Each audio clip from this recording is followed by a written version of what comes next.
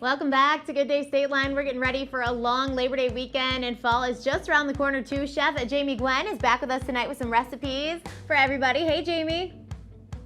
Hey, Michelle, so grateful to be back with you. Yes, we are going to kick off the holiday weekend with good eats, right? And I have some really delicious inspiration for you. A couple new food finds you won't want to miss. But as we get ready for the Labor Day weekend, I love to plan my menu early. And I find that everybody embraces the classics for this holiday, right? I don't know about you, Michelle, but I have a crunch addiction. Like, I love chips. I always have. And this is a beautiful family story. These are sweet potato chips from family-owned Jackson's.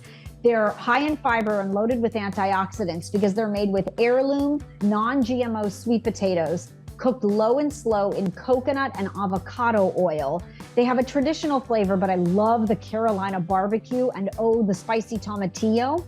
They're paleo, gluten, and peanut free, which I have a little boy and he just started school, and not realizing how, allergies today are restrictive. The peanut free component is really smart here. So you got to check these out because they're my new addiction. These are just a few of my favorite things for the Labor Day holiday, and we've posted all the information at dailylounge.com.